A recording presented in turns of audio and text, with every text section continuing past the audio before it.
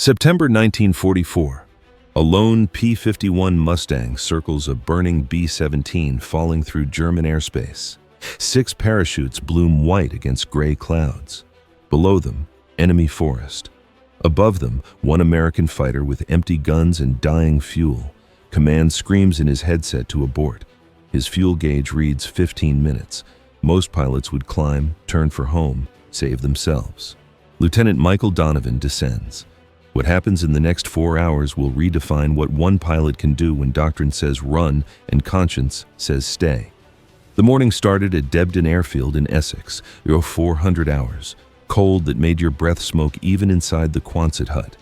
Lieutenant Michael Donovan had been awake since 3:30, staring at the ceiling, listening to Merlin engines being tested on the flight line. He knew each aircraft by sound now, the slight roughness in Red 3's engine, the perfect purr of his own P-51, tail number 413847, nicknamed Lucky Strike by a ground crew chief who never explained why. 0530, the briefing. Intelligence officers pulled back the curtain, target map revealed, ribbons stretching from England across the North Sea into Germany. Target, synthetic oil refineries near Brunswick. Expected resistance, heavy. Expected losses. The briefing officer didn't say the number, but everyone calculated. 300 bombers, 60 fighters. If statistics held, 30 aircraft wouldn't return. Donovan sat third row, notebook open, pencil ready. He wasn't the most experienced pilot. He had 3 confirmed kills, 2 probables over 8 months. What separated him was something else. When formations broke apart and radios screamed and tracers filled the sky, Donovan's voice stayed level, calm, like reading a checklist. His background explained some of it. Before the war, he'd studied mechanical engineering at Northwestern. He understood systems, cause and effect. Flying was just another system. Fuel consumption plus airspeed equals range. He calculated constantly. It had become instinct. But there was something else. 6 months earlier, he'd received a telegram about his older brother, James, killed on Omaha Beach, June 7th. James had been a medic. The telegram said he died treating wounded soldiers under fire.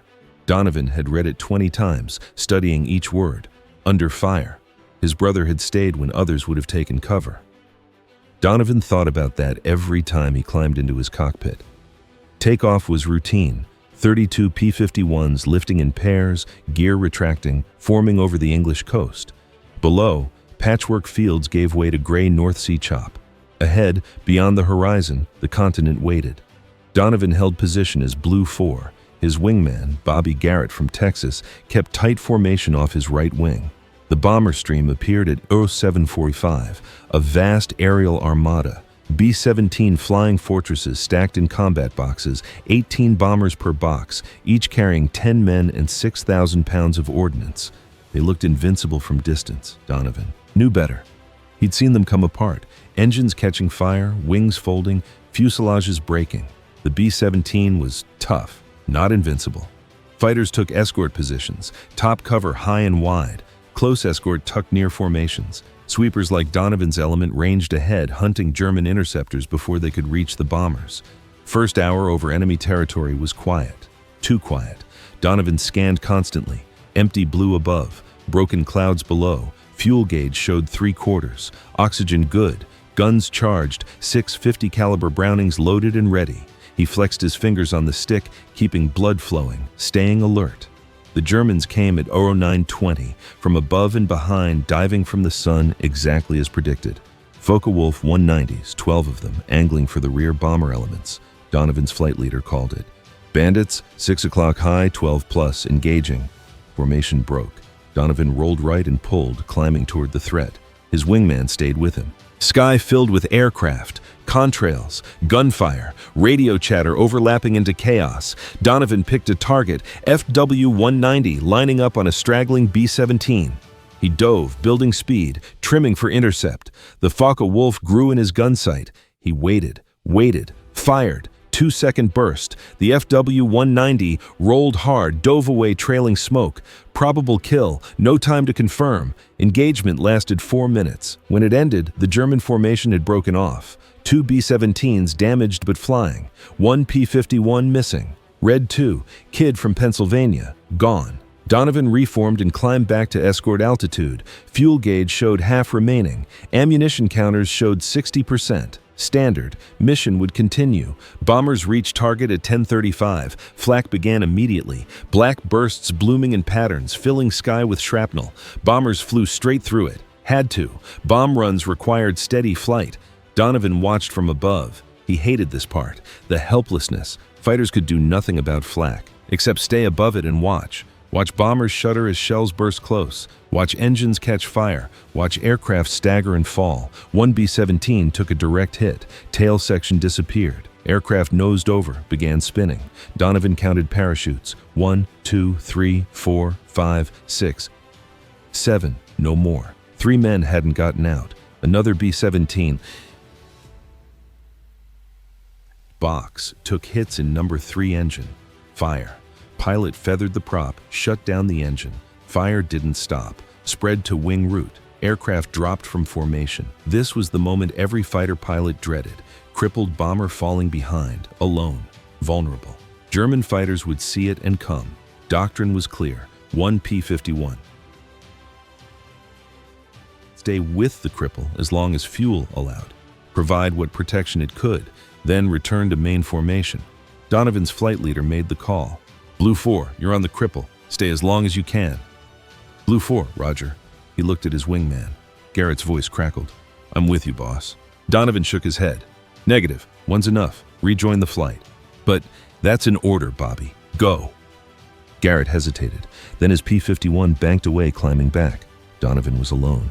He descended toward the damaged B-17, losing altitude steadily, fire still burning. He could see crew through windows, faces pressed against glass, watching him. He keyed radio.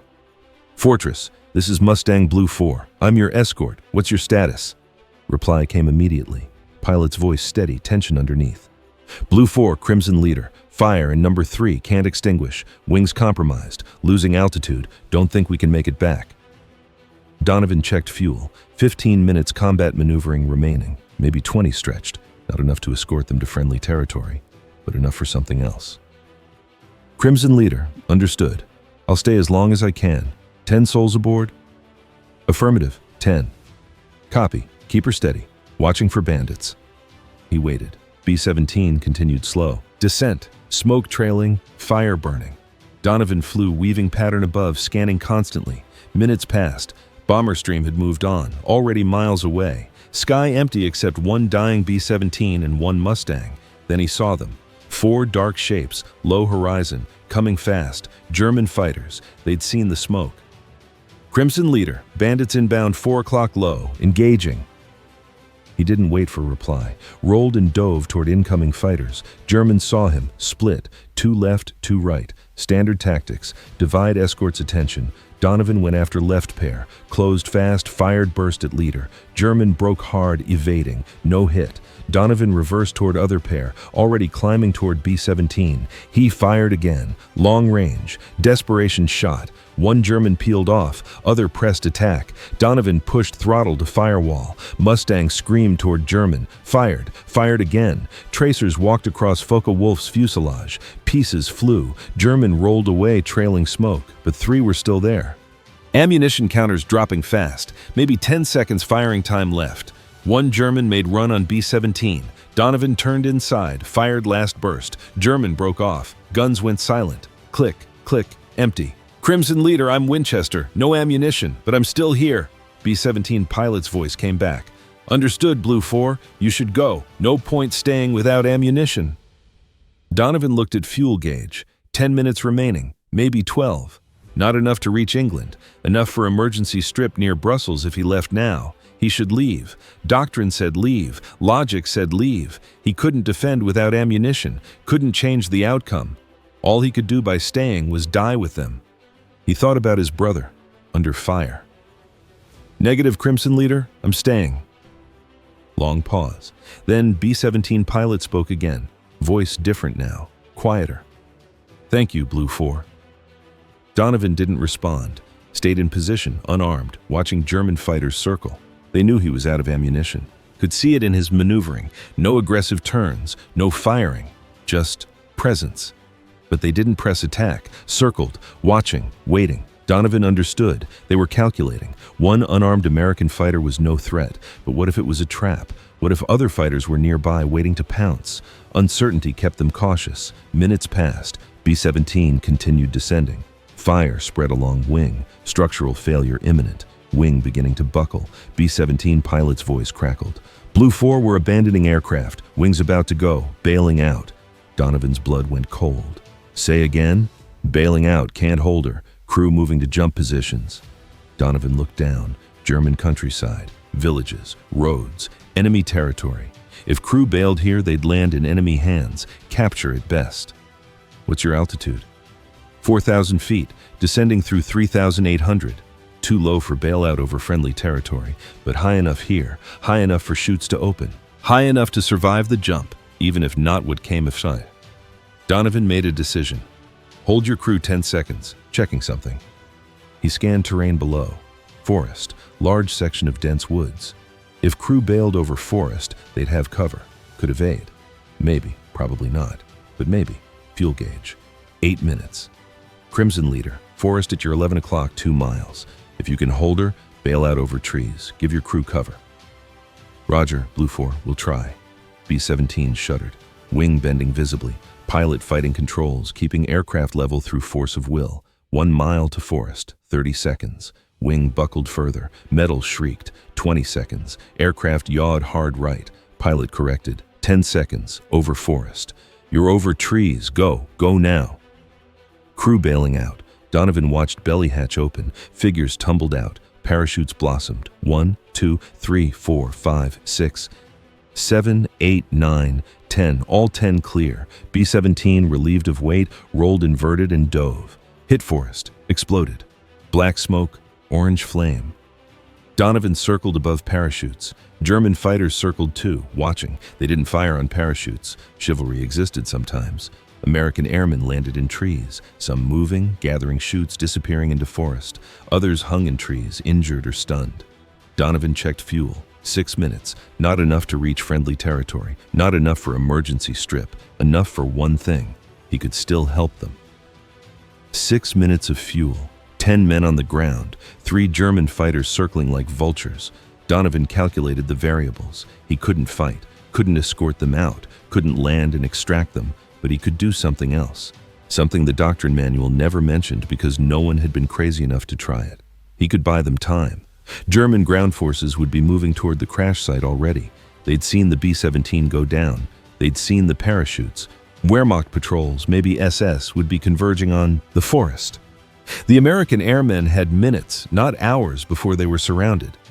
But if those ground forces thought American fighters were still in the area, actively patrolling, they might move more cautiously, might take longer to reach the crash site. Every minute of delay was another minute for the downed crew to move deeper into the forest, to hide, to evade. Donovan keyed his radio, not to the B-17 crew. Their radios were likely destroyed or abandoned, to the German fighters still circling. He switched to the emergency frequency, the one both sides monitored, and he spoke in German. Before the war, Donovan had spent a summer in Munich. His grandmother's sister lived there. 1937, before things got bad. He'd learned the language, not fluently, but enough for what he needed now. Achtung, amerikanische Jagdflugzeuge, dieses Gebiet wird bewacht. Attention, American fighters, this area is being monitored. The German fighters didn't respond, but their formation shifted. There, tightened, they were listening. Donovan continued, keeping his voice calm, authoritative. Weitere Flugzeuge sind unterwegs. Verlassen Sie das Gebiet. More aircraft are en route. Leave the area. It was a bluff, a complete fabrication. There were no other American fighters coming. The bomber stream was long gone, already crossing back into friendly airspace. Donovan was alone, had been alone for 30 minutes, but the Germans didn't know that. One of the FW-190s broke formation, climbing higher, scanning the sky, looking for the additional fighters Donovan had claimed were coming. Donovan pressed the bluff. He flew an aggressive pattern, not attacking, he had no ammunition, but positioning himself as if he were the advance element of a larger force, as if he were clearing the area for fighters behind him. The German formation circled once more. Then, one by one, they turned east and accelerated away. Donovan watched them go. He'd bought minutes, maybe 10, maybe 15 if the German pilots reported back to their base that American fighters were still operating in the area. His fuel gauge read 4 minutes. He descended lower, circling directly above the forest where the crew had landed. He could see some of them now, tiny figures moving through the trees. One man was waving, trying to signal him. Another was dragging a third who appeared injured. Donovan opened his cockpit canopy. The wind roared in. He reached into his survival pack and pulled out his signal mirror. Standard issue, meant for attracting rescue aircraft if you went down. He was going to use it differently. He angled the mirror to catch sunlight and flashed it toward the forest. Morse code. Simple message, repeated 3 times. Move west, patrols coming. He didn't know if any of the crew knew Morse code. Most bomber pilots did, basic proficiency required. He flashed it again, 3 times. One of the figures below waved acknowledgement. They'd understood. Donovan circled once more. His engine coughed. Fuel starvation. The gauge read 2 minutes, but gauges lied. He was running on vapor. He had a choice now. The same choice every pilot with a dying engine had. Try to glide to friendly territory and inevitably crash short. Bail out here and join the B-17 crew on the ground. Become another evader in enemy territory. Or do something else. He looked at the forest below. At the burning wreckage of the B-17. At the figures disappearing into the trees. Then he looked east. Where the German fighters had gone. Where German bases were. Where ground forces would be mobilizing. His engine coughed again, sputtered. 30 seconds remaining.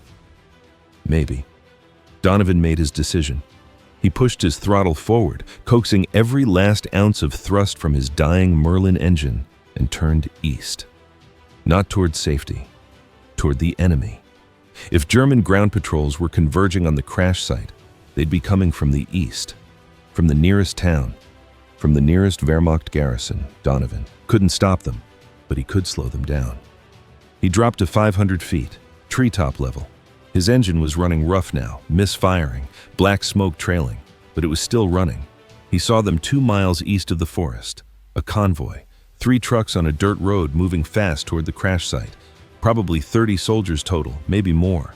They'd reach the forest in minutes. Donovan had no ammunition, no weapons, but he had an aircraft. And he had one thing German ground troops feared more than bullets, the sound of a fighter coming at them at 300 miles per hour. He dove. The Mustang screamed toward the convoy. The soldiers saw him coming, heard him. That sound, the banshee wail of a Merlin engine at full throttle, was unmistakable.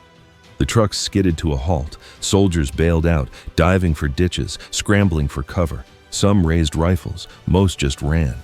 Donovan flashed overhead at 50 feet. His engine was dying, coughing, losing power. But for that moment, he was still a threat, still something those soldiers feared. He pulled up, barely clearing the trees on the far side of the road. His engine quit. Complete silence except for wind whistling through the canopy. He was gliding now. No power, no options. The aircraft was a brick, dropping fast. Ahead, a field. Flat enough, maybe.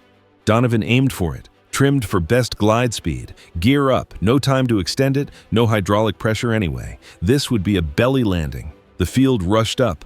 Donovan held the nose high, bleeding speed. The Mustang's tail touched first, then the belly, metal screaming against earth. The aircraft skidded, plowed through crops, throwing up dirt and debris. It felt like forever. It was probably 3 seconds. The Mustang slid to a stop. Donovan was slammed forward against his harness. His head hit the gun sight. Stars, ringing in his ears, but conscious, alive. He unbuckled, shoved the canopy back. It was jammed, kicked it. It opened. He climbed, out onto the wing. His legs were shaking. Adrenaline crash. The Mustang was finished. Fuselage bent, wing root cracked, landing gear collapsed. Lucky Strike would never fly again. Donovan jumped off the wing and ran. He had maybe 2 minutes before those German soldiers reached him, maybe less. He ran toward the tree line 200 yards away. Behind him, voices, German, shouting, orders being given. He reached the trees, kept running. Branches tore at his flight suit. He didn't care.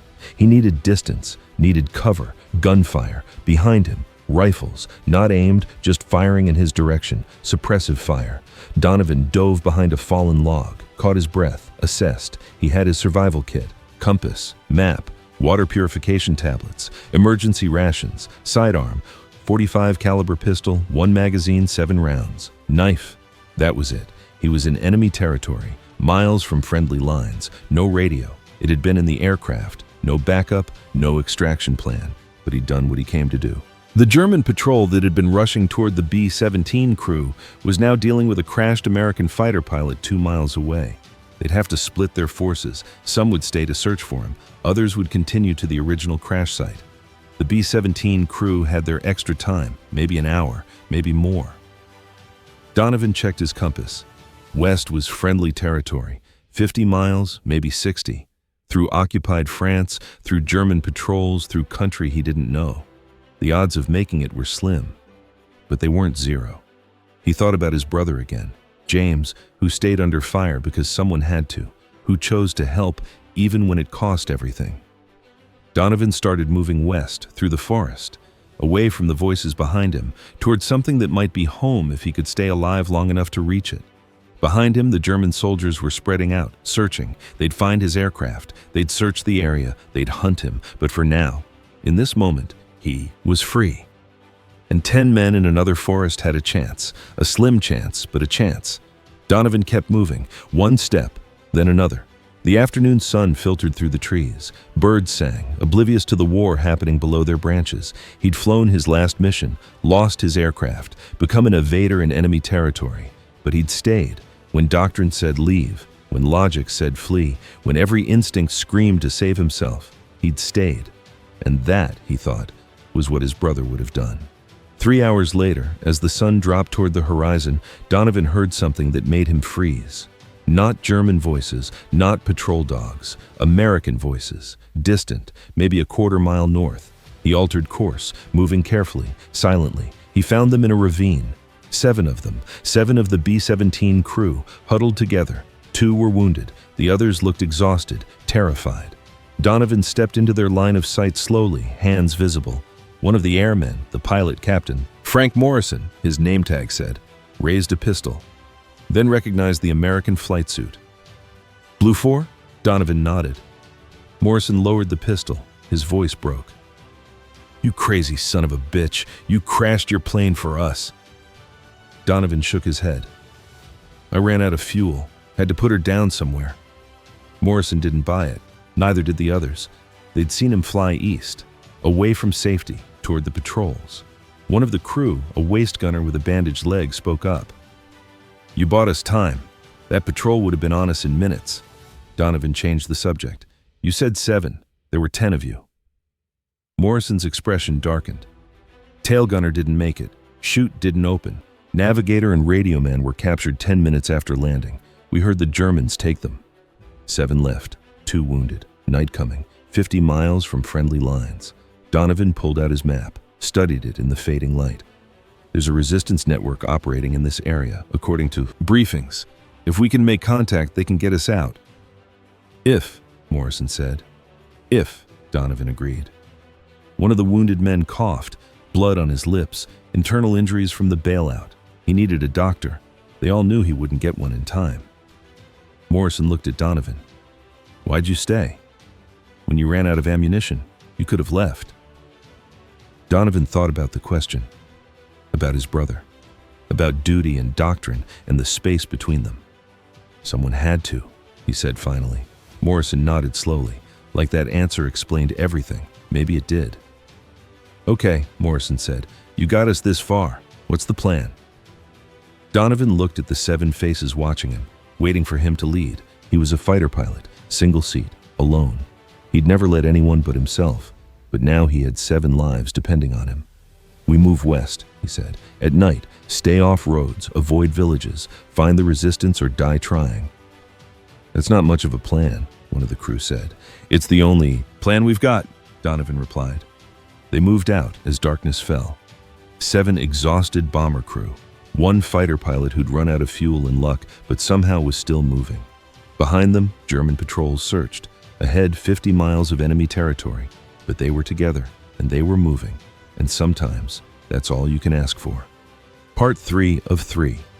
Memory refresh. Donovan, plus 7 B-17 crew members evading in enemy territory. 3 crew members lost, 1 dead, 2 captured, night falling, 50 miles from friendly lines. 2 wounded men, 1 with internal injuries. Plan: move west, find resistance network. They moved through darkness like ghosts.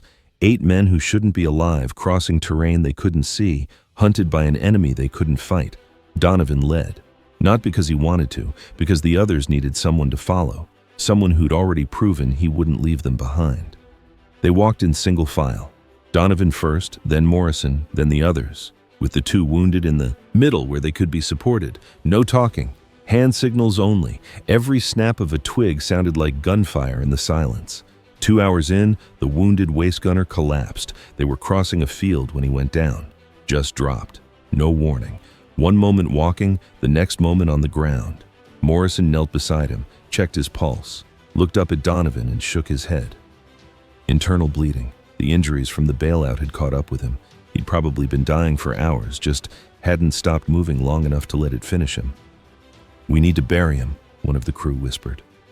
"No time," Donovan said. "Germans are searching. We move.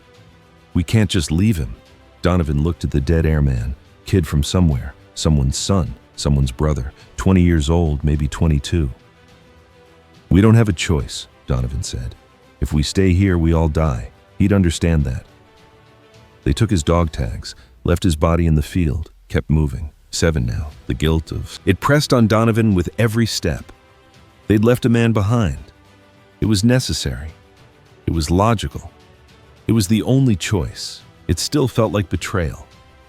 At midnight, they reached a road, a real road, paved with painted lines, which meant German vehicles used it, which meant they needed to cross it fast. Donovan held up a fist. The group stopped. He crept forward to the edge of the tree line and studied the road. Empty in both directions. But empty didn't mean safe. Patrols could appear at any moment. He signaled. The group moved up. They'd cross one at a time, 5-second intervals. Morrison went first, across and into the trees on the far side. Then the next man, then the next. Donovan went last. He was halfway across when he heard it. Engine sound. East, coming fast. "Down!" he hissed. The last 2 airmen dove into the ditch on the near side of the road. Donovan flattened himself on the pavement. Not ideal, but better than running and drawing attention. Headlights appeared around the curve. A German staff car, moving fast. Single vehicle, probably carrying an officer between posts. The car roared past. Donovan pressed his face against the cold asphalt and didn't breathe. The car continued, taillights disappearing around the next curve. Donovan and the 2 airmen scrambled across the road and into the trees. 600 yards later, Donovan stopped. He'd been counting steps, calculating distance. They'd covered maybe 8 miles since leaving the crash site, 42 to go. "We need to find shelter before dawn," Morrison said. "Can't move in daylight." Donovan agreed. The problem was where. They needed somewhere hidden, somewhere German patrols wouldn't search, somewhere they could rest without being discovered. Ahead, through the trees, Donovan saw shapes, buildings, a farm. He signaled the group to wait and moved forward alone, crept to the edge of the tree line. The farm was small. 1 main house, 1 barn, a few outbuildings, no lights, no movement. Could be abandoned. Could be occupied by farmers who'd turned them in for a reward. Could be occupied by resistance. No way to know without getting closer. Donovan watched for 20 minutes, listened, nothing. He made a decision. They needed shelter. This was their best option. He returned to the group and explained the situation. "It's a risk," he said, "but we're out of good options." Morrison nodded. "Your call, Lieutenant." Donovan led them across the open ground to the barn, kept low, moved fast, reached the barn door. It was unlocked. Inside, darkness, the smell of hay and animals. Donovan's eyes adjusted. Empty stalls, a hayloft above, no livestock. The farm had been emptied, probably months ago. "Up," Donovan whispered, pointing to the loft. They climbed, settled into the hay. For the first time in hours, they could rest. Morrison pulled out a pack of cigarettes. Donovan shook his head. "No, they'll smell the smoke." Morrison put the cigarettes away. Sat in the darkness. After a minute, he spoke quietly. "My crew's been flying together for 8 months, 32 missions. We were 3 away from completing our tour." Donovan didn't respond. What was there to say? "We'd already planned what we were going to do when we got home," Morrison continued. Bobby, the tail gunner who didn't make it, he was going to marry his girl. Had the ring and everything. Showed it to us before every mission. One of the other crew members, the bombardier, spoke up. Miller and Thompson, the ones who got captured, they're from the same town in Ohio. Grew up next door to each other, enlisted together. Figured they'd go home together too. The stories came out in the darkness, each man talking about the ones they'd lost. About the ones who'd made it, about how close they'd come to finishing their tour. Donovan listened. He'd flown alone for so long, single-seat fighter, that he'd forgotten what it was like to be part of a crew. To depend on others. To have others depend on you. What about you, Blue 4? Morrison asked. What's your story? Donovan hesitated, then told them about his brother, about Omaha Beach, about the telegram that said, "Under fire." That's why you stayed, Morrison said. Not a question, a statement. Someone had to, Donovan replied. Morrison nodded. Well, for what it's worth, you saved 7 lives today. Maybe more if we make it out. We're not out yet, Donovan said. No, Morrison agreed, but we're not dead either, and 12 hours ago, we should have been. They rested in the hayloft for 4 hours, took turns on watch. At 0500, with dawn approaching, Donovan decided they needed to move. Staying in the barn through daylight was too risky. They were climbing down from the loft when the barn door opened. Everyone froze. A figure stood in the doorway, backlit by the pre-dawn gray. Donovan's hand went to his pistol. The figure spoke. Americain, American. A woman's voice, French accent. Donovan didn't respond. Could be a trap. The woman stepped into the barn, older, maybe 50, worn dress, hard eyes that had seen things. Vous êtes les pilotes, she said. You are the pilots. Donovan took a chance. Oui. The woman nodded, looked at the 7 airmen, at their torn flight suits, at the wounds, at the exhaustion. Germans search everywhere, she said in heavily accented English. You cannot stay here, but I know someone. He help you. Who? Donovan asked. My brother. He is... She searched for the word. Resistance. Could still be a trap. But they were out of options. How far? Donovan asked. 5 kilometers. I take you. Morrison looked at Donovan. Your call again. Donovan studied the woman, tried to read her, tried to see if she was lying. He couldn't tell, but something in her eyes, the hardness, the anger, told him she had her own reasons for hating the Germans. Okay, Donovan said. We follow you. The woman nodded. We go now, before light. She led them cross-country, through fields. Forests, moving fast despite her age. She knew the land, knew where patrols would be, knew where it was safe to cross. An hour later, they reached another farm, larger than the first. The woman led them to a root cellar hidden behind the main house. Wait here, she said. My brother comes soon. They descended into the cellar. It was cramped, dark, cold, but it was hidden. They waited. An hour, 2 hours. Donovan began to wonder if they'd been betrayed. Then, footsteps above. The cellar door opened. A man appeared. Mid-40s, farmer's clothes, but his eyes were different, sharp, alert, military bearing. I am Jacques, he said. Welcome to France. Over the next 2 hours, Jacques explained the situation.